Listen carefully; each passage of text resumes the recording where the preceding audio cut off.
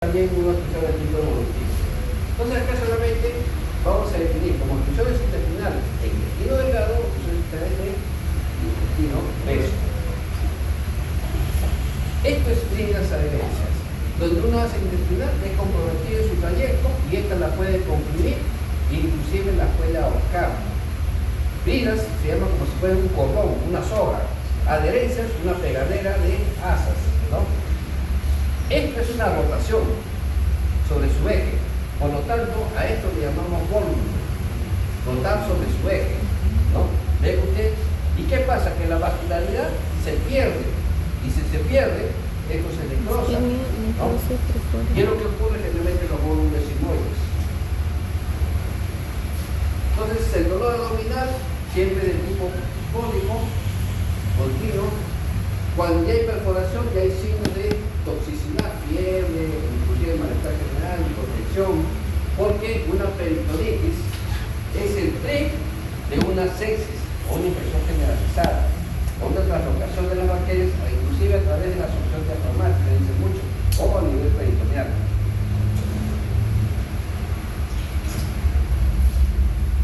Esto lo han hecho ustedes en la parte médica, donde un gas destructivo o una infección intestinal puede fluir dos caminos. De que existe una translocación bacteriana que va inclusive de los 2 a 3 días y que me da una infección generalizada porque agarran los vasos sanguíneos del peritoneo para diseminarse generalmente. O existe una pérdida de la capacidad de absorción como aumento de las secreciones, por eso que hay bastante líquido y aire dentro de la luz intestinal. Generalmente la luz intestinal debe haber aire nada más, pero ¿por qué hay líquido? Exactamente por la capacidad absortiva que se pierde a nivel del intestino delgado. Y lo que lleva exactamente a que existe una ocupación del tubo digestivo y los vómitos posteriores, ¿no? Sería la alcalosis, lo que tiene que corregir. Entonces, las obstrucciones intestinales encarceladas, que son producidas por una hernia que no se puede reducir o aquella que no se puede corregir, son producidas por una asa cerrada, o sea que obstruye exactamente el tránsito de esa luz del intestino y lo que provoca exactamente la infección proximal y su perforación posterior. ¿Cómo abordamos el diagnóstico y tratamiento de las obstrucciones intestinales? Ya les estaba explicando cómo, ¿no? Dentro del criterio clínico tenemos que tener ciertos tips cómo identificarlo, si es delgado, si es grueso, si es una función o es una dinámica, ¿no? Entonces siempre habrá un dolor típico, vómito, parte de eliminación de flatus y de posiciones. Ojo, el que yo no elimine flatus no significa que esté obstruido, porque muchos flatus pasan inadvertidos. Ustedes sienten cuando eliminan gases por sanar, no, muchas veces. Ya cuando son escandalosos todo el mundo lo siente, ¿no? Pero cuando no. Lo que ustedes tienen que ver si existe distensión y si existen ruidos subaéreos. Entonces las causas pueden ser distintas, intervenidas, ¿no? Lo que generalmente hemos visto muchos niños agarran los cabellos. A los años, una obstrucción generalmente, ¿por qué? Porque la cúpula de cabellos no se movilizan y se quedan atrapados en la luz del intestino delgado proximal. Y esto provoca una obstrucción, ¿no? Eso se llama vexoa, y si es por cabello, tricovexoa, ¿no? Acá generalmente permite con la avenida del endoscopio, cuando llegan a la luz intestinal se jalan y se van retirando, pero muchas veces son tan impactados por el tiempo que tiene que ser quirúrgico. La laparotomía correspondiente se extrae y se cierra nuevamente. Otra de las causas de obstrucción intestinal son las parasitarias, muy común. Por ejemplo, yo hice mi cerumen y trabajé 5 años en el norte, en Piura. Allá hay bastante agua, allá llueve como la selva. Sobre todo yo trabajé año y medio, casi 2 años, en la sierra de Piura, Ayabaca. Esa zona, la gente está acostumbrada, ¿no?, agarrar el agua de las acequias, los regadíos, y muchas veces ni siquiera la cocina. Yo estuve por allá en la época del cólera, no sé si ustedes habrán escuchado el cólera. El cólera era una enfermedad infecciosa que provocaba una diarrea así exagerada, que deshidrataba al paciente en una forma aguda y la muerte rápida, ¿no? Inclusive las deposiciones eran como agua de arroz, o sea, blancas, porque ya no tenía nada, era un líquido, y las deposiciones eran como pato, ustedes han visto al pato, ¿no? Como la suelta, igualito. Cuando llegué a esa zona, aprendí de que los niños y adultos empezaban a tener no solamente diarreas, sino también vómitos, porque había un desequilibrio libre del ritmo. Y ello no iba solamente con líquidos, la pérdida de gran cantidad de áscaris. Allí están infectados de áscaris. Áscaris son los gusanos esos de doble punta, como se dice, de distinto tamaño, así, parecían tallarines, ¿no? Y me acuerdo que cuando estaba allá, yo ya era médico general de nuevo, cuando yo no era cirujano. La ventaja que yo aprendí a operar allá siendo médico general, porque en la zona donde yo existía especialidad uno se adaptaba a lo que más era. Cuando ya vine a ECA, no solamente vine a regularizar lo que yo hacía allá, esa es la verdad. Entonces, una de mis primeras obstrucciones allá, después que pasó la época del cólera, fue pues una obstrucción por un ovillo de este tamaño, de intestino delgado, lleno de parásitos, de áscaris, parecían fideos, tanto que cuando lo fracturé, tenía que agarrar mi pinza pepe, sacando, jalando, en un primer momento, mira, a pesar que era cirujano, me fue tan asqueroso para mí en un primer momento que fue hasta acostumbré, no sé si mi olfato se acostumbró supuestamente al olor, a las características propias de ese alimento que había ocurrido mucho tiempo ahí, más los parásitos. Y para otras personas era que estaba jalando el parásito y se movía pues, de una forma tal que hasta la enfermedad se alejaba de mí. Yo pensé que se alejaba de mí era por los parásitos, ¿no? Entonces, existe en nuestra tierra, según los lugares, pueden existir causas que puedan provocar obstrucciones, sí, porque en el norte la parasitosis es muy común, ¿no? Entonces, ¿cómo diferenciar una obstrucción de intestino grueso e intestino delgado? Una obstrucción de intestino grueso primero se distingue y pues, a la final me da ya el vómito.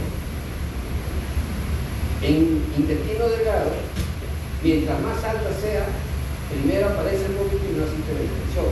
La infección va apareciendo progresivamente conforme se vaya afectando el desequilibrio del peritactismo del intestino posterior. Entonces, siempre hay que pensar, si ustedes creen que existe una obstrucción, por las características clínicas, desde que empieza la enfermedad, dónde puede estar localizada, ¿no? Y ya los estudios auxiliares nos dan pues entonces, una endoscopía entra, ¿no?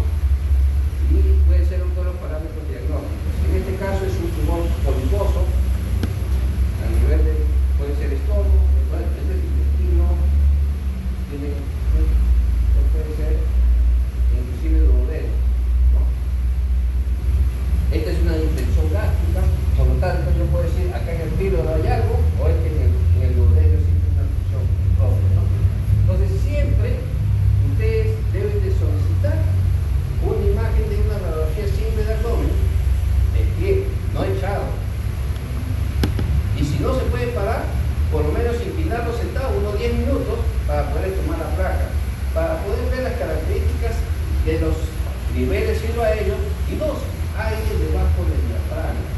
Porque eso me va a decir dos cosas, ya les dije yo. O está perforado o están distendidas las asas y una asa se nota que está colocada debajo del diafragma.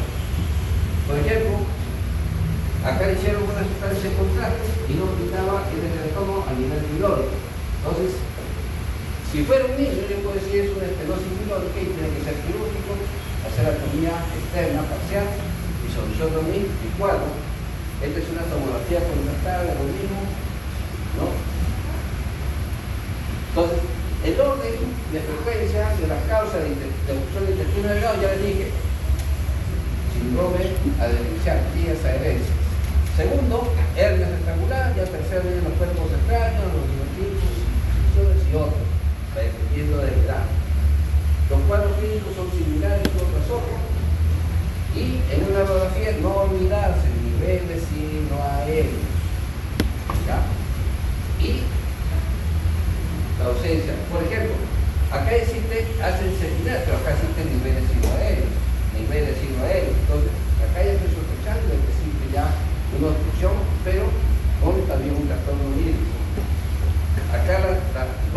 tú dices, el pie 15 minutos, que son 10 minutos, dice la otra literatura, ¿no? Las ecografías, en caso dudoso, bueno, lo único que va a decir una ecografía si existe líquido o no. Porque recuerden, una ecografía en una distensión de asas no va a ser de gran ayuda, porque los ecos de la ecografía son entorpecidos por el aire que se encuentra en la cavidad abdominal. No, o sea, el aire es el peor enemigo para los ecos de una ecografía. ¿Ya? En el intestino grueso, la causa de obstrucción mecánica en el colon derecho, generalmente vórmulo de ciego, bien raro, porque recuerden que el ciego solamente mide 7 centímetros, algo que sea un ciego largo y que se formule sobre un eje grueso, porque su base continúa al colon, bien difícil, ¿no? El síndrome de Olligi es un síndrome pues propio de una enfermedad, ¿no?, dinámica, no mecánica, ¿no?, donde hay un adinamismo del colon y que crece, o en enfermedades malignas. Las obstrucciones del intestino grueso más se dan en el lado izquierdo. Benignamente, si ves un paciente anciano o que está postrado, pensar siempre en un mecalón y hacer un tacto rectal para ver si la molla rectal está ocupada o no. Lo otro, ya dependiendo de dónde viene el paciente, si es de la serranía, donde hay poca ingesta de alimentos líquidos, menos frutas, menos fibras, porque no hay verduras, y donde la altura hace que haya un enlentecimiento del tránsito intestinal, ese colon sigmoide va a crecer y se puede rotar y puede dar un módulo de sigmoides. Entonces siempre pensar en módulos de sigmoides. Las características inflamatorias de un paciente mayor de 40 y 50 años, todas las características parecidas son una apendicitis, pero en el lado izquierdo tengo que pensar en diverticulitis. ¿Ya? Entonces, esto es una asa colónica rotada, o sea, sobre su eje. Este es un módulo sigmoide que no tiene, miren, un trastorno todavía vascular. Tiene las características propias de un intestino normal, pero totalmente dilatado, como una llanta. Esto sí, perdió la vascularidad, totalmente negro. Se rotó, tuvo mucho tiempo, y si no se perforó, está a punto de perforarse. Imagínense una perforación en pleno acto quirúrgico, lo que ustedes van a sentir y lo que van a ver, ¿no? Entonces siempre va a haber la característica propia de acuerdo a las patologías. Entonces esto en radiología, en una obstrucción del intestino grueso, tienen que ver asas gruesas dilatadas. Entonces acá están las famosas austras. ¿Quién tiene austras? El intestino grueso, pero el intestino delgado no tiene austras. Entonces, con eso ya identifico que es intestino grueso. 2. La dilatación de esa asa gruesa da como una especie, bueno, no estoy de la característica, esta es la característica, ¿no?, de una especie de semilla, como dice el grano de café, ¿no? Y que miren, acá todavía seguimos con el pulso de lápiz, algo que nos está supuestamente haciendo torcer, ¿no? O salvo que pensemos mal y exista un cáncer a nivel pues, bajo rectal que esté ocurriendo la parte del recto y que esté interviniendo, que también puede ser, pero no se rota. Entonces acá sí se rota, porque acá existe una asa que pierde la continuidad de su trayecto. Lo que ven ustedes acá, pierde la continuidad de su trayecto. Entonces esta es la famosa imagen de grande café. Este ya con módulo.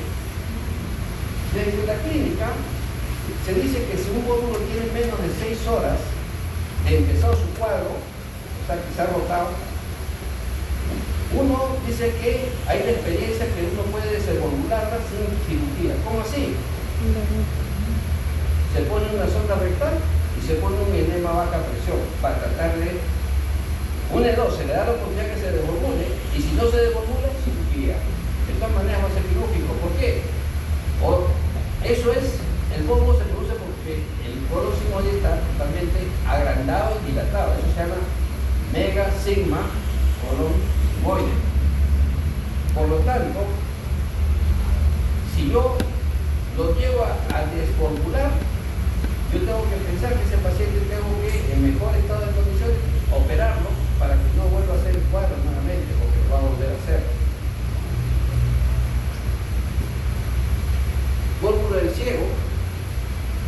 pasar siempre cuando la impresión es el lado derecho. Ya no va a ser grande el café, solamente una impresión, pero es difícil. Hasta ahorita yo no he visto un buen impresión, si acaso no tengo experiencia y poca experiencia sin carne. ¿No? Entonces, dentro del tratamiento viene la función y todo lo demás. Patología salud mental. Menos 5 minutos. Ya terminamos ahí. Ya es algo muy común que tienen todos ustedes en el mundo, ¿no? Es decir, las fisuras, los accesos, los colapsos, las pilorías y las esclerosis anales. Entonces, vamos a ver los tipos de hemorroides. En enfermedad hemorroidal, recuerden que yo tengo hemorroides externas y hemorroides internas. Las hemorroides externas, o sea, son las que son cutáneas, generalmente son aquellas que se trombosan fácilmente y son las que tienden a tener dolor, la trombosis. Inclusive muchos confunden las hemorroides internas con los linfomas que se forman unos arterias cutáneos mucosos, ¿no? A nivel del rafe anal, que tienen una relación con quién, con las fisuras anales. Entonces se llaman tricomas, no son hemorroides. Hemorroides son paquetes vasculares venosos. Las hemorroides internas, su sintomatología, bueno, nacen por arriba de la línea dentada o línea hemorrágica anatómica, son las que van a producir, o sea, al crecer y llegan hasta el orificio anal, y son las que van a tener la clasificación en grados. Las externas no, las internas son las que se clasifican: primer grado, segundo grado, tercer y cuarto grado. ¿Cuáles son las de primer grado? Aquellas que se prolaxan, pero no llegan al margen anal. Pues, una de las características de todas las hemorroides es de que hacen sus deposiciones ya consagradas. Las envaseran en sagrado. Pero eso sí, la mayoría, no quiero decir todas, no son dolorosas. Pero conforme se va construyendo, ustedes van a decir, tengo sensación de bulto ahí.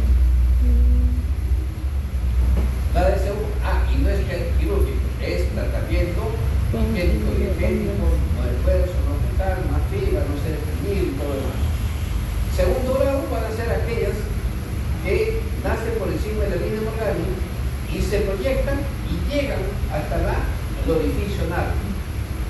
Pero cuando empujan, capaz cuando van al baño empujan, o levantan un peso, empujan, salen hasta el orificio anal.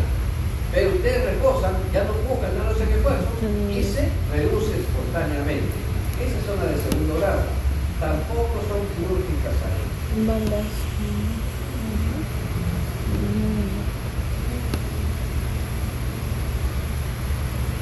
Ahí todavía existe la posibilidad de tratamiento dietético. Si en sí con el tratamiento dietético no concluye, probablemente ya sea quirúrgico. Las de tercer grado son aquellas que salen por fuera del margen anal y se reducen manualmente, no se reducen espontáneamente. Esa es la de tercer grado. Esa ya tiene que ser quirúrgica. Las del cuarto grado salen, están concluidas por fuera del margen anal y así yo quiero meterlo manualmente, no puedo, o sea, son irreductibles, quirúrgicos también. Entonces, primer y segundo grado son tratamientos dietéticos médicos.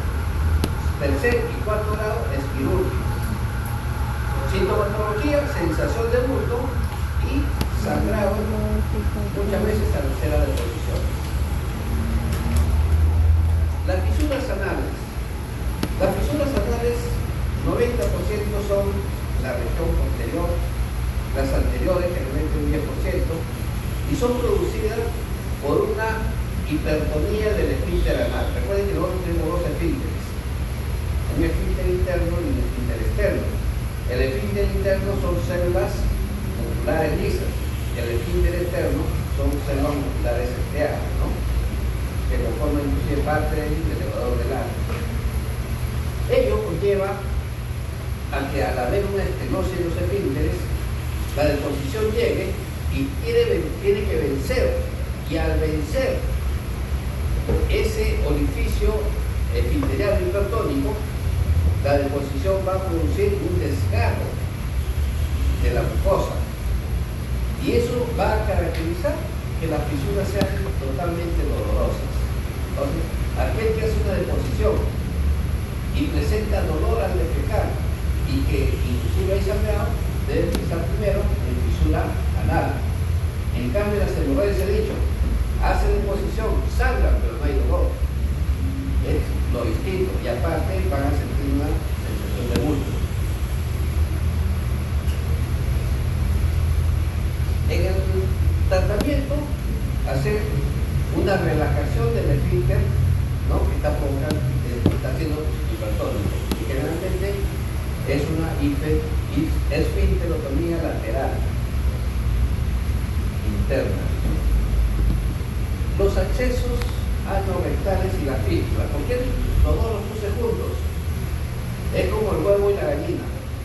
Los accesos pueden provocar una fístula porque al deslidarse, ese espacio va a tener que desinflamar y cura con la fibrosis, y muchas veces se queda un conducto fibroso y eso se llama fístula.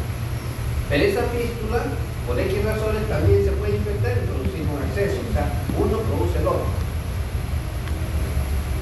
Tratamiento quirúrgico de los dos, de esencia del mismo. Prolapso rectal ya es un vencimiento de los ligamentos que tienden a sostener, ¿no?, nuestro ano y recto hacia la región pélvica. Generalmente esto es una cirugía combinada, ¿no?, para ayudar exactamente a la mucosa anal. Si solamente es mucosa puede ser la restricción, pero generalmente cuando es de toda la pared se tiende a fijar, ¿no?, nuestro recto promontorio. Recuerden que nosotros tenemos un recto que tiene tres porciones. El tercio superior es intraperitoneal, los dos tercios inferiores son ya en el propio de la cavidad pélvica, debajo del piso pélvico. Enfermedad piramidal es un quiste que se encuentra en el rafe, o sea, entre los dos glúteos, ¿no?, la región posterior, y generalmente tiende a tener pelo ahí dentro de su constitución, ¿no? Por eso vean pilonidad de hambre, ¿no? Es el que causa exactamente la obstrucción del conducto glandular. Y el tenor adicional, cualquier cosa que obstruya, pues, ¿no?, el orificio anal, inclusive de una tumoración.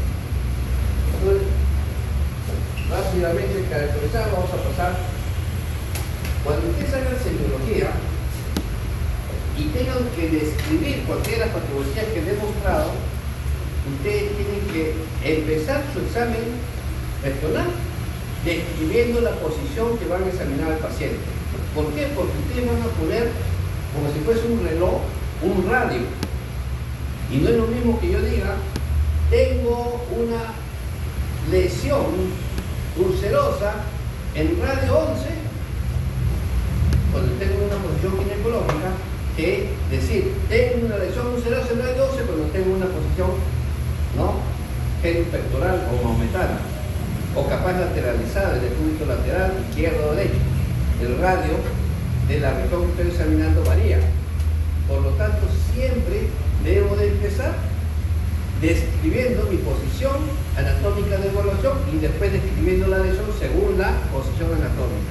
Bueno, si la lesión lo tengo en radio 7 en decúbito lateral izquierdo, cuando yo lo tenga en posición, bueno, acá está casi posición de cúbito ventral, el radio 7 de acá se va a mover acá, perdón, radio 7 dije no, va a estar hacia arriba y abajo, acá va a ser radio 11 más o menos, cambia según la posición de evaluación, ¿no?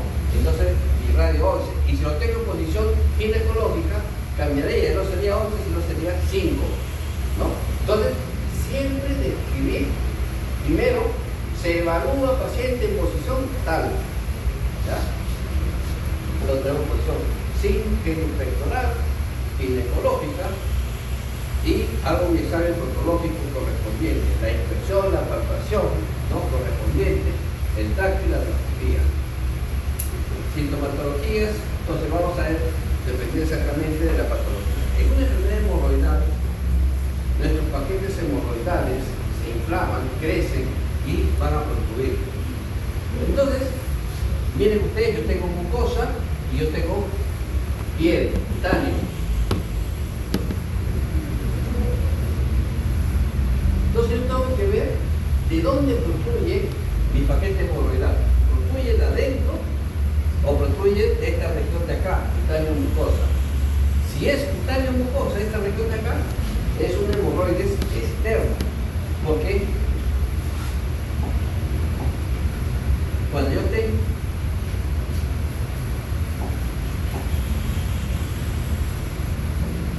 tengo mi ano, acá en medio, externamente tengo una línea así como dentada. Esta es la línea hemorrágica.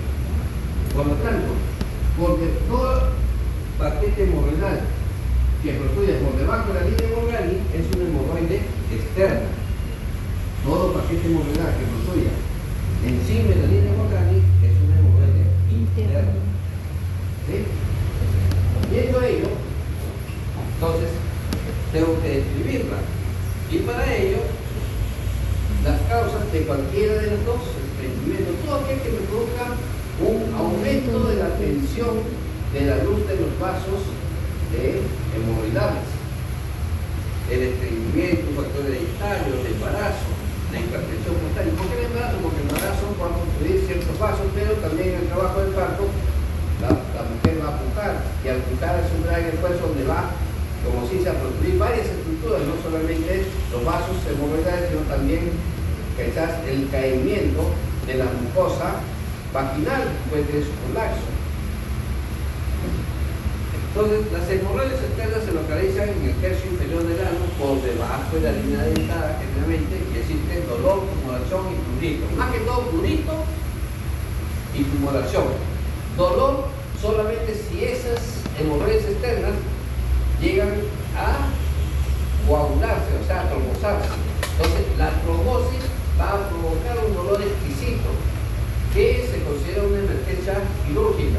Pero una emergencia quirúrgica que con anestesia local le colocamos, abrimos la hemorroide, sacamos el coágulo y la persona va a encontrarse muy cómoda y se hace ya supuestamente la ligadura del vaso correspondiente. En cambio, las hemorroides internas, ustedes van a tener la sensación de bulto que entra, que sale o permanente, pero su característica es, doctor, hago mis deposiciones y con sangrado. Una de las posibilidades de mayor frecuencia son las hemorroides internas. Entonces, nuevamente, son la línea hemorrágica, acá nacen las hemorroides internas, aquí nacen las hemorroides internas. Entonces, ven acá, esta hemorroide interna prolaxa es una hemorroide, si llega y se reduce manualmente, espontáneamente, segundo grado. Si yo tengo que reducirla manualmente, tercer grado. Y si no se reduce, cuarto grado. Y las que nacen en el margen, donde está la mucosa y está la piel, las hemorroides externas, que son las que más se proponen. Entonces, cuando nosotros tenemos hemorroides que ubican en todo el orificio anal, nosotros le llamamos hemorroides en corona, porque está dividido. Y cuando hacemos la excisión de las hemorroides, ojo, no sacamos todos. ¿Por qué razón? Que siempre tiene que haber. Nosotros al hacer la excisión tenemos dos técnicas, abierta y cerrada. Yo hago la abierta, por ejemplo, la mayoría de mis colegas también, es de la técnica de Billing and Warren. La que sacamos y cerramos la mucosa se llama cerrada o fervus. ¿Qué pasa con las dos? Nosotros estamos exfoliando una parte del tejido mucoso. Si sacamos el color, vamos a exfoliar todo el margen del tejido mucoso. Y por lo tanto, ¿qué va a pasar ahí? Va a haber un proceso de cicatrización. Y si yo saco todo esto, esa cicatrización puede provocarme un cierre cicatrizal del ano. Y yo corregí este hemorroide, pero ya después voy a tener otra patología, no se soltarla, o anal. Y eso, generalmente, en la parte quirúrgica no se debe hacer. Se sacan alternos y máximo 3 paquetes hemorroidales, el más grande, y a veces la corrección de esos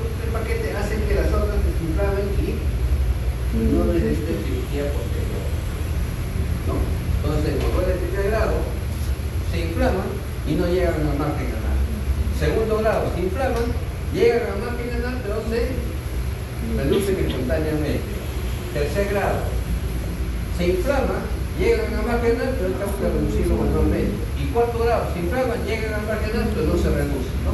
Tienen las características propias, las cualidades de la vida. Y las externas, dolorosas por la trombosis, como le digo, ¿no? Entonces, en el examen físico siempre en un tacto rectal, ¿ya? El tratamiento conservador, ya le dije, en grado 1 y grado 2 de la trombosis interna y quirúrgico de grado 3 y grado 4. Algunos dicen, cuando se habla de conservador, dicen que la trombosis de grado 2 tienen las picaduras. Le ponen una liga para que solitos se necrosen y caigan con el tiempo, ¿no? Como cuando algunos tienen verrugas, abdominales pediculados, las tratan de amarrar para disminuir su circulación y a los 4, 5, 6 días están cayendo solitos, ¿no? Algo parecido. Entonces es lo mismo que he manifestado, también más allá. Y el tratamiento dietético y químico de todas maneras en todas las. Entonces la endoscopía, la consideración de dónde proceden las hemorroides, la de banda, así que es segundo grado. La técnica milla y órgano.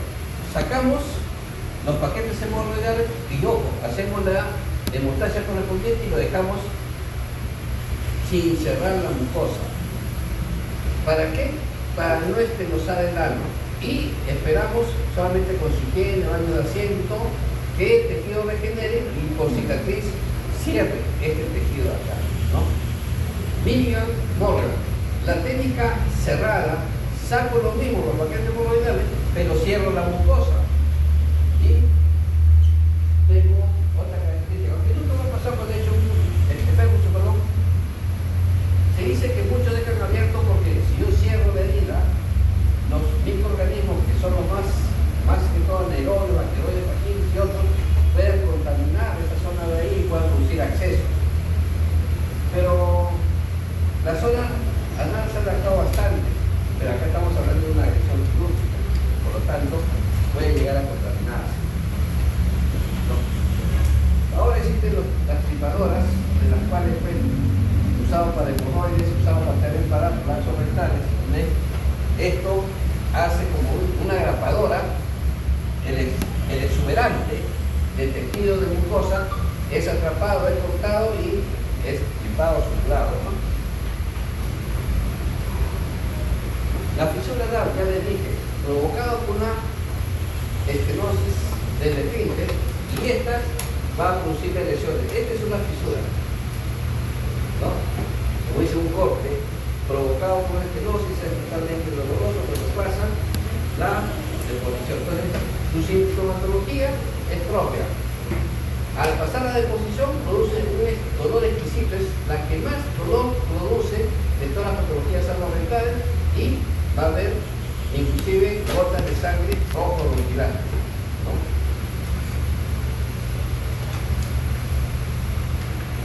Aquí lo que tienen que evaluar es si es una fisura aguda o es una fisura crónica.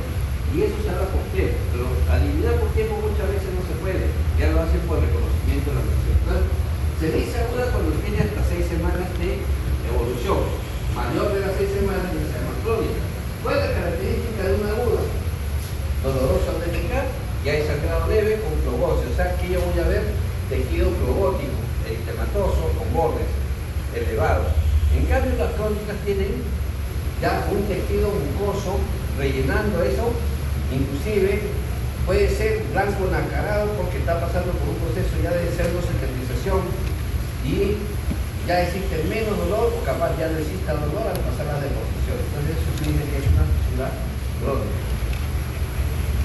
El tratamiento, como fue producido por una estenosis del esfínter, lo que se hace es cortar el esfínter, ¿no?, de forma parcial y generalmente lo hacemos, se dice esfinterectomía lateral interna. Eso es lo que se hace. O sea, recuerden que el esfínter anal tiene la misma constitución del tubo digestivo. Y el tubo digestivo en su parte muscular tiene ¿qué? El famoso cile, circular interna longitudinal.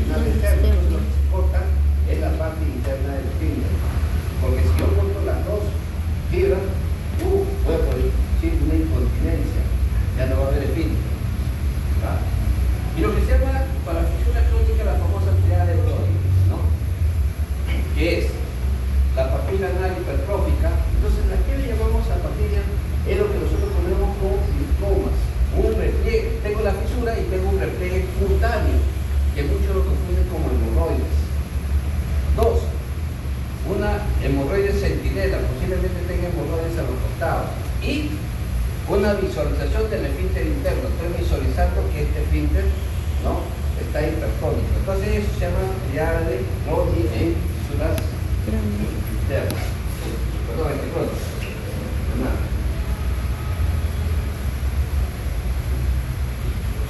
Entonces el tratamiento, el objetivo es romper ese círculo vicioso de las cuales se siga produciendo dichas fisuras, y ese gol estándar es la fisurectomía o la esfinterotomía lateral interna. El exceso anal es la contaminación de las glándulas perianales, ¿no?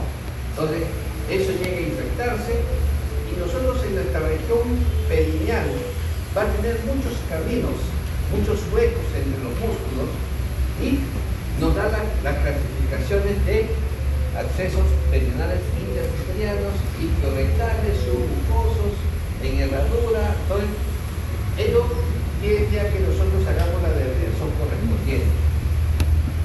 Y así como se clasifican los accesos, también se van a clasificar las correcciones, que son las físicas. Entonces, interefinteliano, cuando estamos entre dos esfínteres, anal interno y anal externo. Supraelevador, porque acá tenemos el elevador del ano, son las que se focalizan hacia adentro. Se ven en la parte, nacen en la parte perineal, pero se coleccionan arriba. Interefintelianos, isquiorectales, los que están a nivel del isquio y del recto, también hay un espacio. Son las presentaciones más comunes, y todo acceso, ya les dije yo, requiere debilidad. No hay de que antibiótico preterapia para que madure, no. El mejor tratamiento es antibiótico terapia y la depilación del mismo, ¿no? Y no depilación después de un centímetro de un lunar. Recuerden que desde una cavidad hay tejido necrótico, lo que queremos es que al cielo abierto saquemos todo ese tejido, que es un alimento para los mismos organismos, o sea, todo aquel tejido que esté desvitalizado, ¿no? Y que el proceso inflamatorio lleve a que eso regenere con tejido de granulación. Entonces, para eso tengo que lavar, raspar y todo lo demás. Las fístulas. Yo debilité y quedó un cordón cicatrizar, y eso se fibrosó y ya no va a cerrar más porque ya está fibrosado y se quedó. La fístula es comunicación de dos epitelios, esa es la definición. Entonces, va a tener el mismo camino de donde yo debilité y donde más se localizó la colección purulenta a nivel anal de los accesos. Se dice que yo hago una línea transversa a nivel del ano y tengo una región anterior y posterior. Tengo fístulas que se dirigen hacia la región anterior y fístulas hacia la región posterior. Las más anteriores, donde están, son rectas, generalmente las más posteriores son totalmente curvas. Entonces, las anteriores son rectos, cortos y únicos.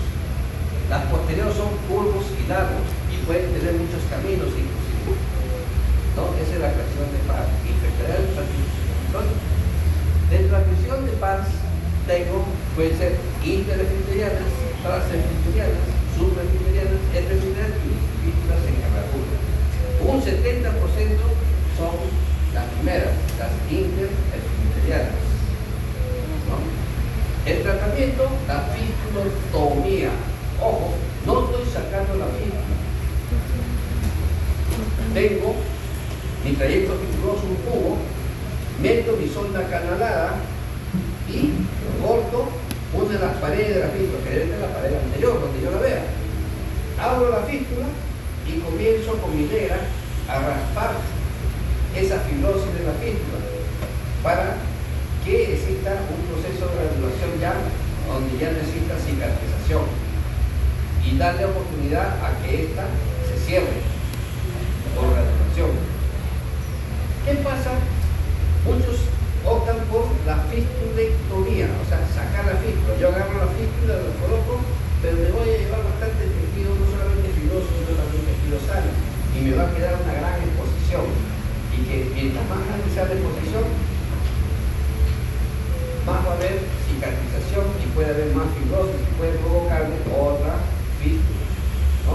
Entonces son dos criterios: o hacemos fístula, o hacemos fistulotomía, o hacemos fistulectomía. La regla es que hagamos solamente fistulotomía, o sea, corte, ¿ya? Y el grado de fístula.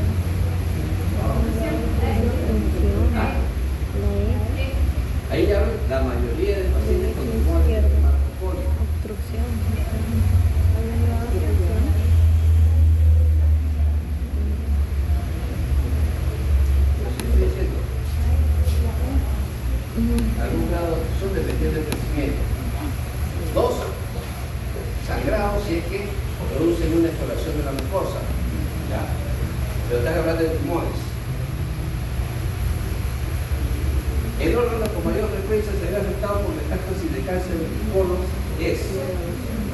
Hígado. ¿Cuál es el órgano que más afecta en cáncer de colon? Eso ya han hecho en oncología, o sea que no te preguntaron y no te dan algunos signos más de lo que ustedes ya estudiaron en oncología. ¿Cuál es el órgano metastásico en cáncer de estómago? Hígado. Hígado. Hígado. Dale, que yo no diga, bien, B. Recuerden bien que tengo indicación mesentérica y la indicación mesentérica me lleva por Por el porta. Al hígado. Mujer de 35 años diagnosticada de cáncer de colon localizado en el ángulo hepático, o sea, estamos hablando del lado derecho. Presenta excelente cáncer de endometrio hace 2 años, además familiares con cáncer de colon. Su madre y su tía de 45 años y su un abuelo también tuvieron cáncer de colon. La intervención clínica más aceptada bien. Tanto dije en una historia familiar solamente para decirle cuál es la técnica quirúrgica. ¿Ah? La B, hemicolectomía derecha ampliada. ¿Qué dice? Mía derecha ampliada. Si está en el ángulo Colectornos. colectomía Ilionas. estamos hablando que, miren, tiene un colon, un cáncer de colon Localizada en el ángulo hepático, pero tiene también antecedente de cáncer de endometrio. Se supone que vibró y invadió, capaz es una carcinomatosis, por eso que se hace en el colon.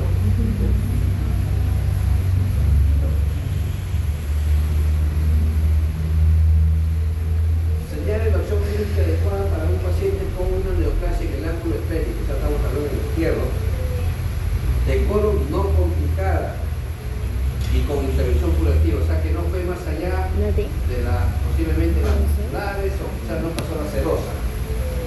La D. La D. Ahí sí, no, si está del lado izquierdo del ángulo esférico, D. Ah, la D.